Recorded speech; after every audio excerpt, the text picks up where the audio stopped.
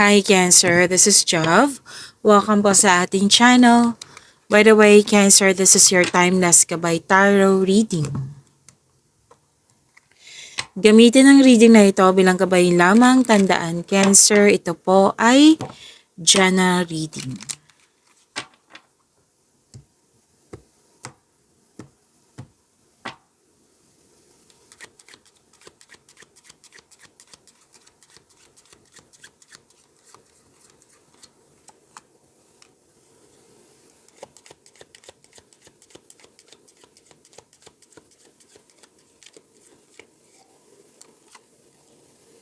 Cancer, wag mo daw i-pressure yung sarili niyo. Tulungan niyo po yung sarili niyo, wag niyo pahirapan yung sarili niyo po, Cancer. Sabi ng iyong card.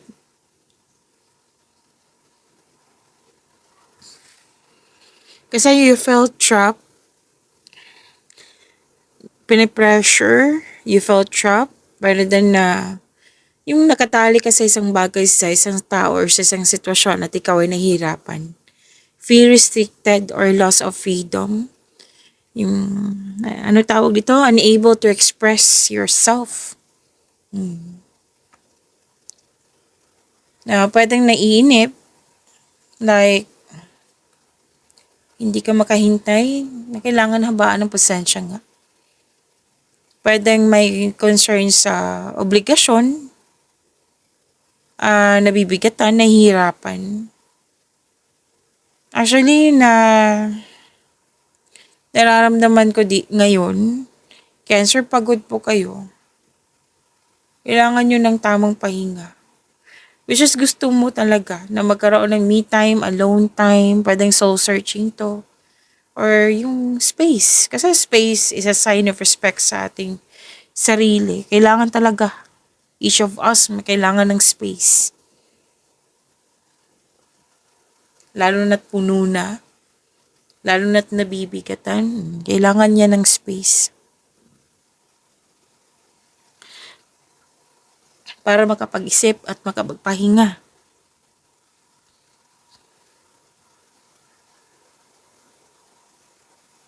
So, stop punishing yourself. Sabi ng iyong card. Pwedeng may loss of connection. May nakita rin akong buntis dito.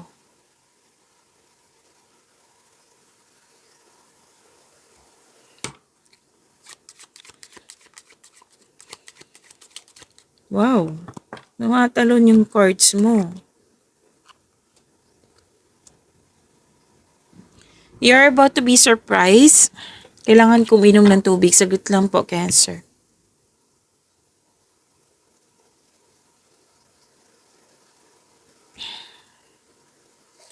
You're about to be surprised. May findings, may recognition. May ano dito na makakakuha ka ng magandang balita. Like worried ka at first, nag-alala ka sa condition or sa status, pero at the end of the day, makakatanggap ka ng magandang balita. May minimal effort dito na hindi ka talaga nagbigay ng yung buhos talaga yung oras mo. Yung bibigay ka talaga ng effort. Minimal effort na nakikita ko dito. Pero ang ending, nagkaroon siya ng great outcome. Like, a situation na pwedeng nahihirapan ka, nabibigatan ka, pero at the end of the day, it will turn out great.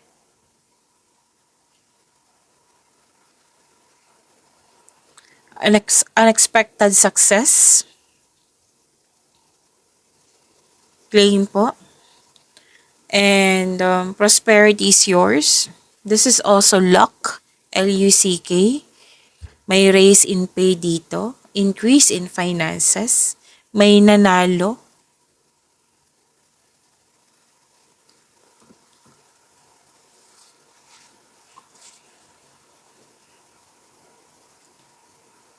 May malaking influence po. Pwedeng ikaw to, pwede din siya. Kung hindi man ikaw to, pwedeng siya.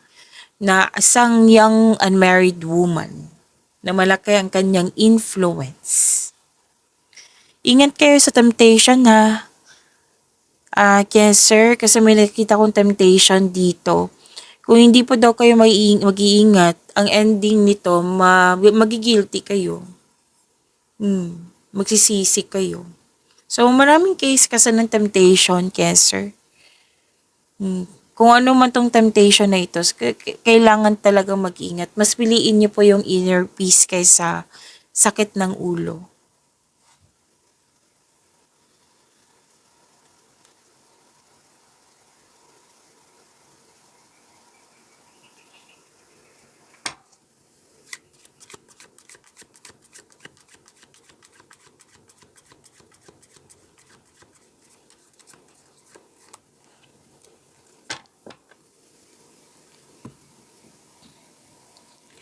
Oh, andito na may isang tao na hindi kayo magkasundo. Like, magkaiba talaga yung ugali niyong dalawa na hindi kayo magkasundo. Tutol siya sa iyo, desisyon ba, ideas or plano. Basta tutol na hindi kayo magkasundo. Like, hindi kayo mag-meet yung ideas niyo. Hindi talaga. Opposing ideas, kontra, yan. Na pwedeng itong pangyayaring ito, nagkaroon ka ng self-doubt. May enemy. Enemy kasi ang sinasabi ng card dito. Na, alam mo to kung sino to. May nakipag-compete, rivalry, yan. May taong hindi totoo sa'yo. Naingat na lang kayo sa kanya kasi kung hindi kayo mag-ingat, matitrigger yung weakness nyo. Like, mawalan ka ng gana kung ano man tong weakness mo. Malalaman mo to. May malalaman ka ngang sekreto.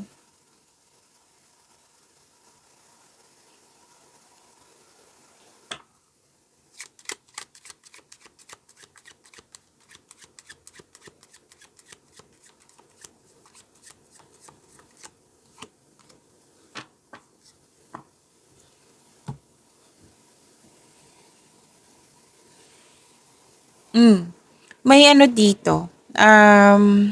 May isang tao na tinutulungan ka, tinuturuan ka na like, ito yung gawin mo, Cancer, wag mo nang tong gawin. So far, wala naman ako nakikita ditong bigat ng nararamdaman. It might be you're asking some advice or experience nila. Kasi nakikita ko dito yung tao is very supportive sa'yo. Like, nag-a-assist talaga sa'yo. May usapin tungkol sa obligasyon. At may energy dito na isang married man na 45 plus years old. At naging generous kayo. Pwede siya yung naging generous. Na malaki talagang influence ng taong ito. Kung ikaw ay lalaki, 45 plus years old, pwede ikaw to. Pwede din ibang tao. Kasi may nakita ko dito nakatanggap nakatanggap ka ng support. May energy nga dito ng boss, amo, house owner, teacher, nagtuturo po, professor, instructor, basta nagtuturo po. Nakikita ko talaga yung support dito.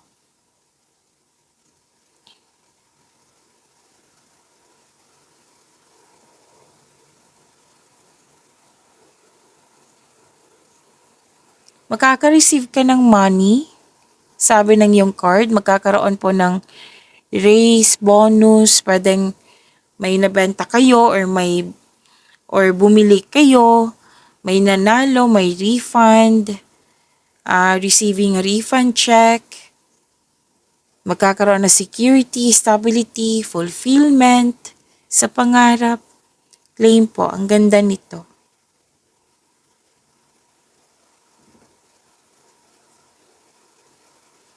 May sabi din dito na may importanteng ganap sa work mo, sa job, career and finances. May nag-gain kayo, may advantage na nangyari sa career mo, may increase, may freebie. Ang ganda. Business aspirations and professional goal.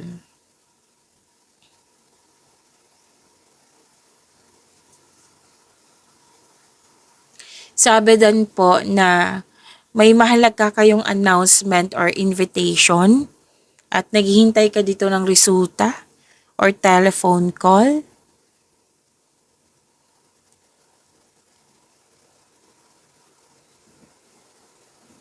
So, a fresh start, this is new beginning.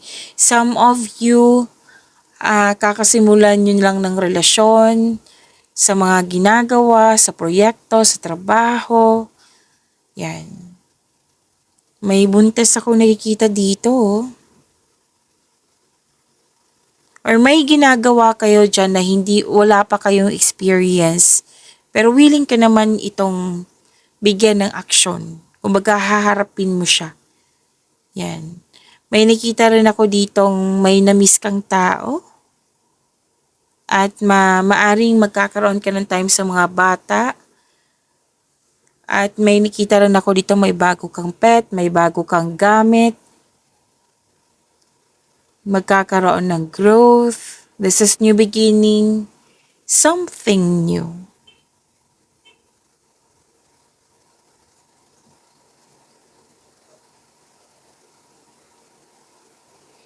At sabi din dito, may gagawin kayong desisyon, pero nakikita ko dito na undecided pa kayo.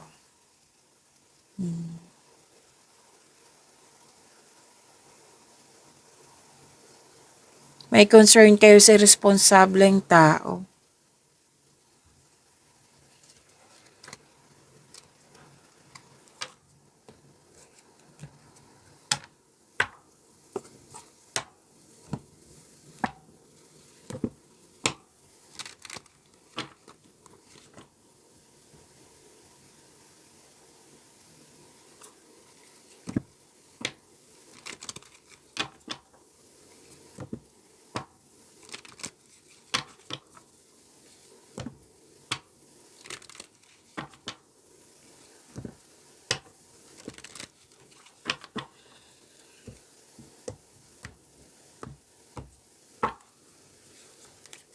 Energy, Cancer.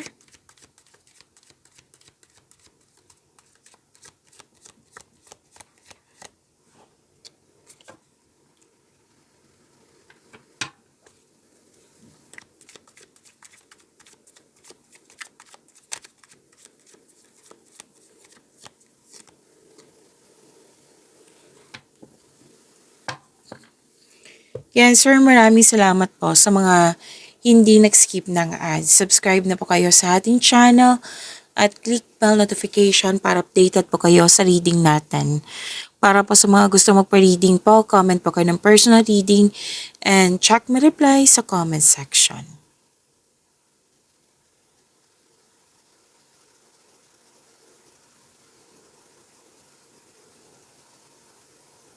Okay, may biglaang pagbabago po.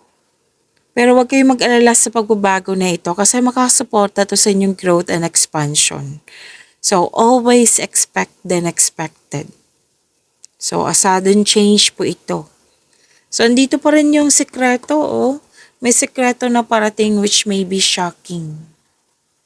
Mas lumawak yung ambisyon mo sa buhay. Malakas din yung intuition mo.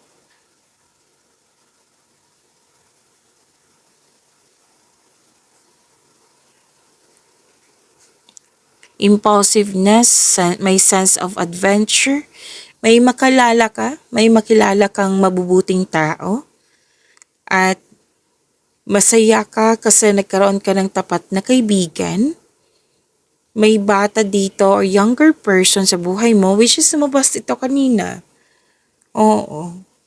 Na nag-uusap kayo na merong maraming plano sa buhay. Pero then nagkaroon ka ng time sa inyong inner child po. Which is, di ba, sinabi kanina.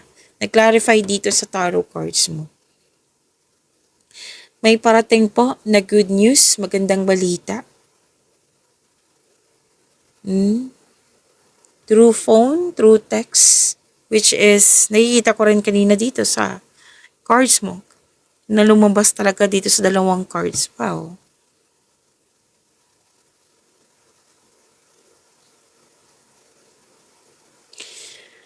Okay,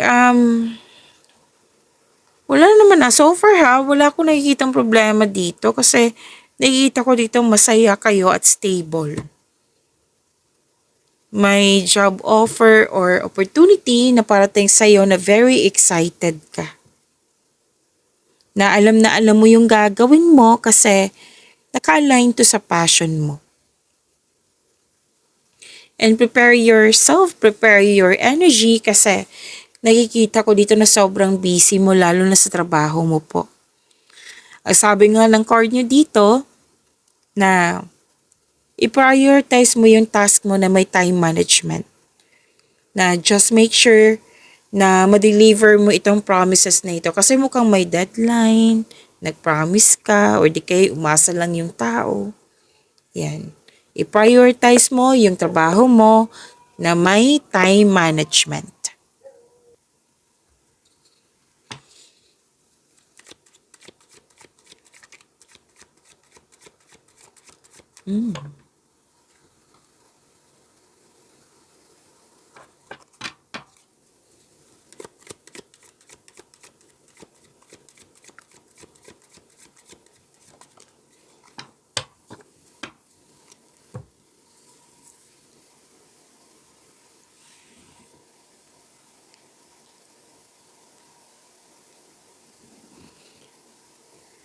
Career and money.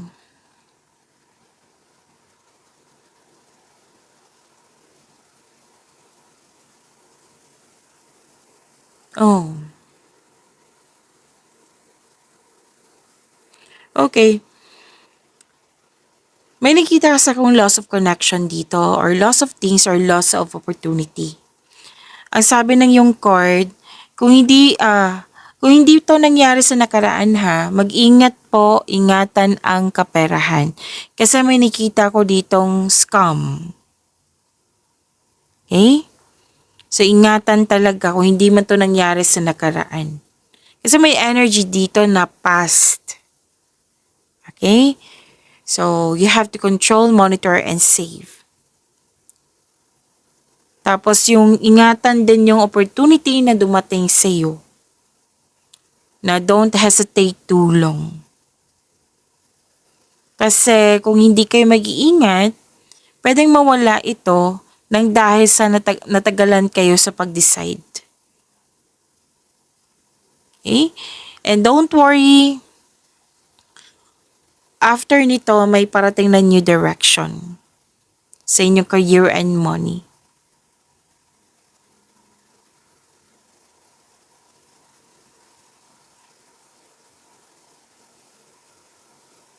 Makaka-receive po kayo ng malaking pera. Pwede din return investment po ito. Na very happy ka sa resulta sa mga na-receive mo. May nakita rin ako na promote. Pagtaas ng kita, sweldo, allowance, or ng iyong posisyon. So this card asks you na consider helping someone at work. Hindi ka madamot. Ang ilan lang sa inyo ayaw magtanggap ng tulong or give kasi feeling mo. Obligado mo ring magbigay sa kanila. May iba kasing tao na mahiling magbigay kasi diyan sila masaya katulad mo. Na si Cancer kasi is matalungin. Give back kung kaya mo o may sobra ka. Kung magiging komportable ka sa pagtanggap ng tulong, mas maraming kasaganaan ang dadaloy sa iyong buhay.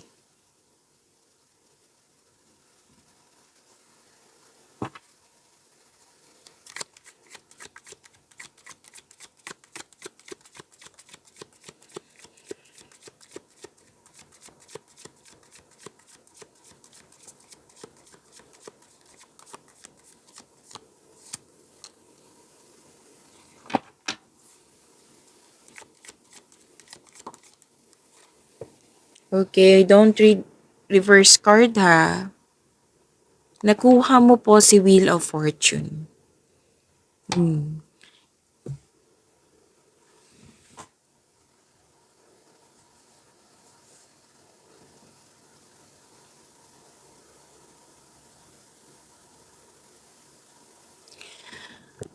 Okay, Cancer, huwag niyong kalimutan na mag-subscribe sa channel natin at i-click yung bell notification para updated po kayo sa reading natin.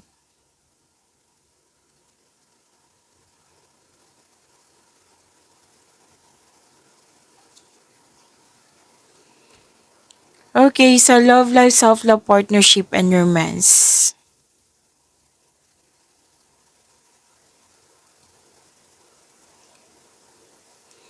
Nakikita ko dito na may masusunod na tradisyon. Like pamamanikan, kasal, ano pa? Ano yung, any kind. Basta tradisyon ng Pinoy, masusunod po. Pwede din po masusunod yung ideas mo, plano, desisyon. Pero most likely ito, mga kasal to eh. Pwede din mag-take ng masteral or board exam para magkaroon ng traditional career path or you are moving up to the ladder of success.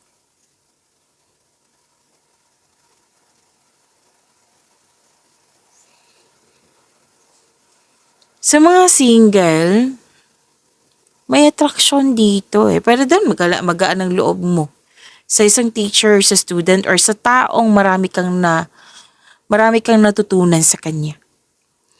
Sa mga marelasyon sa buhay mag-asawa, may pamamanikan na okay. Sa mga relasyon muna, may pamamanikan na maganap or kasal.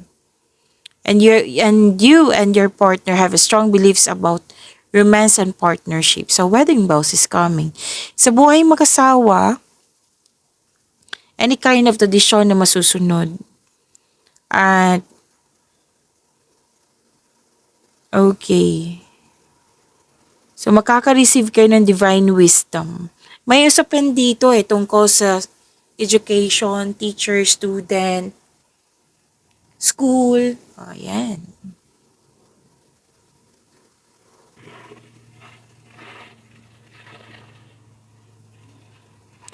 Sa mga single, may chance na mamimit mo yung new romantic partner mo.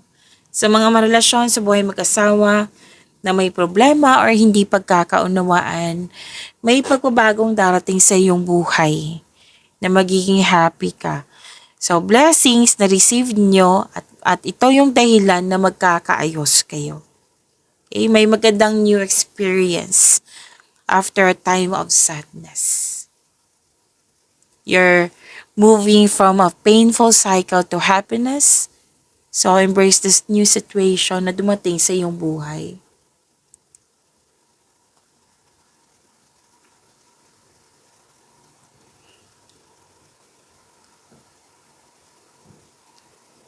So, may na-attract kayong taong sobrang successful sa buhay.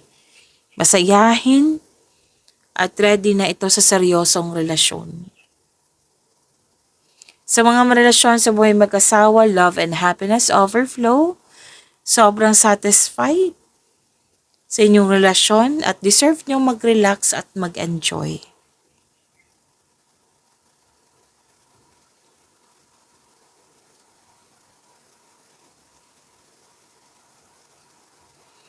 Para sa mga single,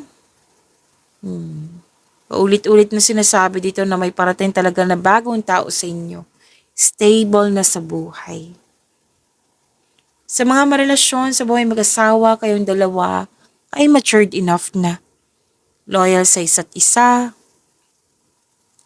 Both of you are taking action and stability upang maipalago palalo ang inyong relasyon. Babala lang po sa ego clashing.